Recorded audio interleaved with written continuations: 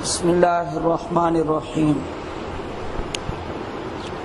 حضرت ابو ہریرہ رضی اللہ تعالی عنہ بیان فرماتے ہیں ان اعرابیا اتى النبی صلی اللہ علیہ وسلم، ایک دیہات کے رہنے والے صحابی مسلمان آپ علیہ السلام کی خدمت میں حاضر ہوئے۔ فقال دلنی علی عمل اذا عملته دخلت الجنہ، مجھے آپ علیہ السلام کوئی ایسا عمل بتا دیں کہ میں وہ کروں اور اس عمل کے کرنے کے بعد میں جنت میں داخل ہو جاؤں۔ آپ کوئی ایسا عمل ارشاد فرمائیں، میں اس کو پلے باندھ لوں اور اس پر مضبوطی سے عمل کروں اور پھر میں جنت میں داخل ہو جاؤں، ایسا کوئی عمل بتائیں۔ اس کے صحابی کے سوال میں ایک بات قابل غور ہے، وہ یہ ہے کہ آج کل یہ کہا جاتا ہے یار کوئی مزیدار تقریر سننے کو نہیں مل رہی، کوئی چسکے دار تقریر ہو نا، چسکے دار لچھے دار تقریر کوئی نہیں ملی سننے کو۔ اس صحابی نے کیا کہا، لمبی چوڑی نہیں، آپ ایسا عمل بتائیں کہ اذا عملتہ دخلت الجنہ، میں وہ عمل کروں اور جنت میں داخل ہو جاؤں۔ لمبی چوڑی لچھے دار تقریر نہیں چاہیے، بس مختصر ہو، میں عمل کروں اور جنت میں داخل ہو جاؤں۔ آج کل تو یہ ہے نا کہ کیا بات ہے، کیسا بیان تھا، مزہ آ گیا ہے، بیان سن کے مزہ آ گیا ہے، اس کے علاوہ اور کچھ نہیں رہا۔ تو انہوں نے کیا کہا، ایسی بات آپ ارشاد فرمائیں کہ جب میں عمل کروں تو جنت میں داخل ہو جاؤں۔ آپ علیہ الصلوۃ والسلام نے فرمایا اچھا تو پھر سن، تو یہ کام تو کر لے، اس کے بعد جنت میں تو داخل ہو جائے۔ وہ کیا ہے، آپ گنتے جائیں، میں شمار کرتا ہوں۔ تعبد اللہ ولا تشرک بہ شیئا، نمبر 1 اللہ کی عبادت کرنی ہے، اللہ کے ساتھ کسی کو شریک، پہلی بات ختم۔ نمبر 2 وتقیم الصلاۃ المکتوبہ، فرض نماز قائم کرنا، فرض نماز ہمیشہ پڑھنا، فرض نماز کبھی نہ چھوڑنا۔ 2 چیزیں آ گئیں۔ تیسری وہ چیز ہے جس کا بیان ہم کر رہے ہیں، وتؤتی الزکاۃ المفروضہ، زکوٰۃ جب فرض ہو جائے تو فرض زکوٰۃ فوراً ادا کرنا، فرض زکوٰۃ کی ادائیگی میں کوتاہی نہ کرنا۔ کتنے کام ہو گئے جی؟ 3 وتصوم رمضان، آپ علیہ السلام نے فرمایا جب رمضان کا مہینہ آ جائے تو رمضان کے روزے رکھنا۔ اب 4 چیزیں آپ علیہ السلام نے بیان فرما دی۔ تعبد اللہ ولا تشرکوا بہ شیئا، اللہ کی عبادت کرنی ہے، اللہ کے ساتھ کسی کو شریک نہیں کرنا۔ وتقیم الصلاۃ، فرض نماز ہمیشہ ادا کرنی ہے، اور وتؤتی الزکاۃ المفروضہ، فرض زکوٰۃ ہمیشہ ادا کرنی ہے۔ وتصوم رمضان، رمضان کے روزے رکھنی ہے، یہ بھی فرض ہے۔ اب مجھے آپ بتائیں کہ یہ کتنی لمبی چوڑی تقریر تھی، کوئی 15 منٹ کا خطبہ، کوئی آدھے گھنٹے کی تقریر کوئی ہوئی ہے؟ صرف کتنی چیزیں بتائیں آپ نے، یعنی 4 چیزیں۔ تو اس نے کیا کہا، اس صحابی نے، والذی نفسی بیدہ لا ازید علی ھذا، میں قسم کھا کے کہتا ہوں اس ذات کی جس کے قبضہ قدرت میں میری جان ہے۔ یہ کس نے کہا؟ اس دیہات کے رہنے والے صحابی نے۔ اس نے کہا جی جو فرض آپ نے بیان کر دیا ہے نا، میں آپ کے سامنے قسم کھا کے کہتا ہوں، کیا میں ان پر زیادہ عمل نہیں کروں گا، جو آپ نے بتایا میں اتنا عمل کروں گا، میں کوئی زیادہ نفل پڑھنے والا بندہ نہیں ہوں، جو فرض آپ نے بتا دیے ان پر میں ہمیشہ پکا رہوں گا۔ آپ علیہ الصلوۃ والسلام نے کیا فرمایا، من سرہ ان ینظر الی رجل من اہل الجنہ فلینظر الی ھذا، آپ علیہ السلام نے صحابہ کو کہا، فرمایا جس نے جنتی آدمی دیکھنا ہو، اس کو خوشی محسوس ہو کہ کوئی جنتی دیکھوں، حضور نے فرمایا میرے اس صحابی کو دیکھ لے، یہ جنتی ہے۔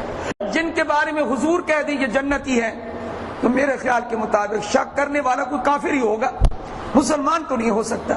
حضور نے فرمایا ابو بکر فی الجنہ، ابو بکر جنتی ہے، جنت میں جائے گا، اس میں کوئی شک کر سکتے؟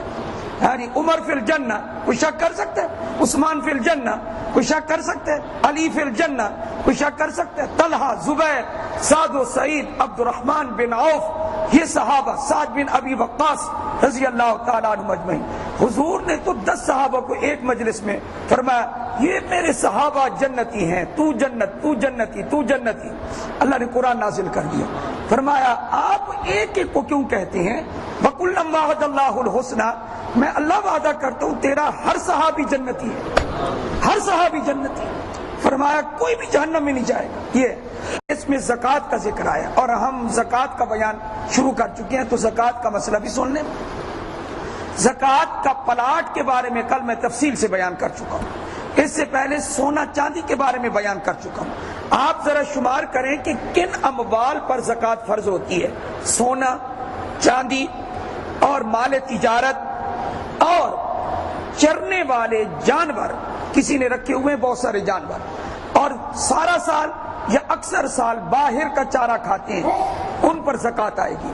کیا آئے گی؟ مثلا میں آپ کو بتا دیتا ہوں، 40 بکریوں پر ایک بکری آئے گی، 30 گائے میں سے ایک گائے آئے گی، اور اگر 5 اونٹ ہیں، 5 اونٹ سے کم ہیں تو فرمایا ایک بکری، 5 اونٹ تک ایک بکری چلے گی، یعنی 5 اونٹ ہو تو ایک بکری واجب ہوگی۔ تو اس طریقے سے ان جانوروں کے اندر بھی ہے، کسی نے گھوڑے رکھے ہوئے ہیں، باہر چرتے ہیں سارا سال اکثر، اور ان کو چارہ جو ہے وہ پیسوں کا نہیں کھلانا پڑتا، باہر کا مفت کا کھاتے ہیں، تو حضور علیہ السلام نے فرمایا ہر گھوڑے پر 1 دینار واجب ہے، سال کے بعد 1 دینار زکوٰۃ کا واجب ہے۔ احادیث میں موجود ہے، سیاست تک کی حدیث میں ہے۔ یہ ہے۔ اب آپ ذرا توجہ کریں، جو میں مسئلہ عرض کرنے لگا ہوں، پلاٹ کا مسئلہ ہو گیا، سونا چاندی کا مسئلہ ہو گیا۔ اگر کسی نے مرغیاں رکھی ہوئی ہیں اپنے پاس، اور وہ مرغیوں کے انڈے جو ہے وہ بیچا کرتا ہے، اب مرغیاں بہت ساری ہیں، مرغیاں نہیں بیچتا، تو یہ یاد رکھیں مرغیاں برائے فروخت نہ ہوں تو مرغیوں پر زکوٰۃ نہیں ہے، وہ جو ان سے آمدنی حاصل ہوگی سال کے بعد حساب کر کے اس میں سے زکوٰۃ دینی پڑے گی۔ اس کو آپ یوں سمجھ لیں، اگر مرغیاں برائے فروخت ہوں، کسی نے فارم بنایا ہوا ہے، وہ کاروبار کے لیے اس نے بنایا ہوا ہے، اب اس کو سالانہ ان مرغیوں کی پوری مالیت کا حساب لگا کر اس میں سے زکوٰۃ دینی پڑے گی۔ کیوں؟ اس لیے کہ اب مرغیوں کی مالیت کا اعتبار کیوں ہے؟ اس وجہ سے ہے کہ یہ مرغیاں مال تجارت بن گئی ہیں، یہ برائے فروخت ہیں۔ جو چیز بھی برائے فروخت ہو، مال تجارت ہو، اس کا سال کے بعد حساب لگا کے پوری اس کی زکوٰۃ ادا کرنی ہوتی ہے، چاہے کپڑے کا کاروبار ہو، چاہے جوتے کا کاروبار ہو، چاہے پرچون کی دکان ہو، چاہے تھوک کی دکان ہو، کوئی بھی دکان ہو، کوئی کاروبار ہو، آپ اس کا حساب لگائیں گے کہ آپ کی دکان میں کتنا مال پڑا ہے۔ اور یہ مسئلہ میں کل بیان کر چکا ہوں کہ آپ نے قیمت خرید اس پر زکوٰۃ نہیں دینی، میں نے کل یہ مسئلہ کھول کے بیان کیا، بلکہ آپ نے قیمت فروخت پر حساب لگا کے زکوٰۃ ادا کرنی ہے۔ آج مارکیٹ میں آپ کتنے کا بیچیں گے تو اس پر پورے مال کا حساب لگا کے آپ نے زکوٰۃ ادا کرنی ہے۔ اب آپ ذرا توجہ کریں، میں کچھ اور کہنے والا ہوں تاکہ مسئلہ سمجھ میں آ جائے۔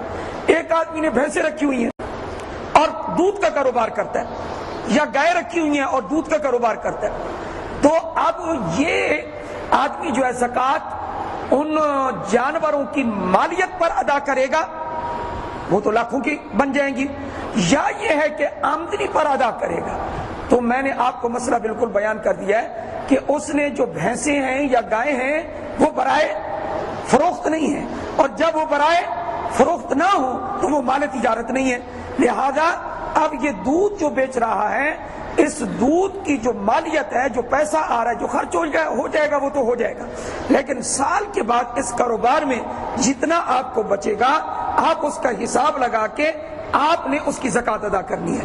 امید ہے مسئلہ سمجھ آ گیا ہوگا، یا اس میں کوئی پوشیدگی ہے تو میں دوبارہ بیان کر دیتا ہوں۔ جانور برائے فروخت ہو تو وہ مال تجارت ہوں گے، اور میں آپ کو واضح کر دیتا ہوں۔ مثال کے طور پر ایک آدمی ہے، اس آدمی کے 10 مکان ہیں، اور اس آدمی نے مکان جو بنائے ہیں وہ مکان اس نے کرائے کے لیے بنائے ہیں۔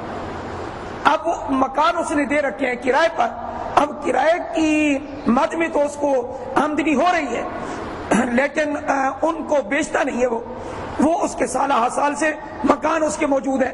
خود بتائیں، میں نے اس لیے بھی اتنے مسئلے آپ کو بتا دیے کہ اب مکانوں کی مالیت پر زکوٰۃ ادا کرے گا یا سال کے بعد جو آمدنی اور کرائے اس کو وصول ہوئے ان کا حساب لگا کے ان کرائے میں سے زکوٰۃ ادا کرے گا؟ آپ نے کیا سمجھا ہے؟ یہ مسئلہ، کیونکہ وہ مکان برائے فروخت نہیں ہے، اس وجہ سے مکان کی مالیت پر اب زکوٰۃ نہیں ہوگی بلکہ ان کی آمدنی پر ہوگی۔ اگر آپ کہیں تو میں ایک اور مثال دے کر آپ کو ذرا عرض کر دوں۔ ایک آدمی نے اپنے گھر کے لیے ایک کار رکھی ہوئی ہے، وہ اس کی ضرورت ہے، وہ اس کی سواری ہے، موٹر سائیکل ہے وہ اس کی سواری ہے۔ یہ یاد رکھے کہ گھر کا سامان کون سا؟ یہ جو ہم برتن استعمال کرتے ہیں گھروں میں، یعنی کھانے پینے کے لیے برتن ہے، اور اسی طرح بسترے، استعمال کے بسترے ہیں، یا وہ بسترے بھی جو کبھی کبھی مہمان آ جاتے ہیں ان کے لیے آپ استعمال میں لاتے ہیں۔ اثاث البیت، اس کو عربی میں کہتے ہیں اثاث البیت، یہ گھر کا سامان، ان پر زکوٰۃ نہیں ہے۔ پہننے کے کپڑے، ان پر زکوٰۃ نہیں ہے۔ اور ایک آدمی نے ایک گاڑی رکھی ہوئی ہے، وہ اس کے استعمال کے لیے، اس پر زکوٰۃ نہیں ہوگی، لیکن اس نے کچھ 5-6 گاڑیاں اور اس نے رکھی ہوئی ہیں جو کرائے پہ چلاتا ہے۔ اب آپ مجھے یہ بتائیں کہ زکوٰۃ وہ 5 گاڑیوں کی مالیت پر آئے گی یا جو کرایہ وصول کر رہا ہے اور سال کے بعد حساب لگا کے وہ کرائے میں سے زکوٰۃ دے گا؟ کیا مسئلہ آپ حضرات نے سمجھا؟ نہیں، وہ کرائے میں سے دے گا انشاءاللہ العزیز۔ اگر آپ توجہ کرتے رہے آپ کو یہ مسائل کسی سے پوچھنے کی پھر ضرورت پیش نہیں آئے گی۔ اگر کسی نے شو روم بنایا ہوا ہے، گاڑیوں کا شو روم ہے، وہ گاڑیاں فروخت کرتا ہے، موٹر سائیکل کا شو روم بنایا ہوا ہے یا سائیکلوں کا اس نے کاروبار کر رکھا ہے، اب یہ سائیکل یا موٹر سائیکل یا یہ گاڑیاں یا اگر ٹرک ہے یا ٹرکوں کا جو ہے سامان ہے، کوئی بھی چیز ہے، یہ فروخت کرتا ہے، گاڑیاں فروخت کرتا ہے، سامان فروخت کرتا ہے۔ اب آپ بتائیں اب یہ سال کے بعد کیسے زکوٰۃ نکالے گا؟ یعنی یہ گاڑیوں کی پوری مالیت اور اسی طرح سامان کی پوری مالیت، یہ وہ جو ہے ان کا حساب لگا کے وہ زکوٰۃ دے گا۔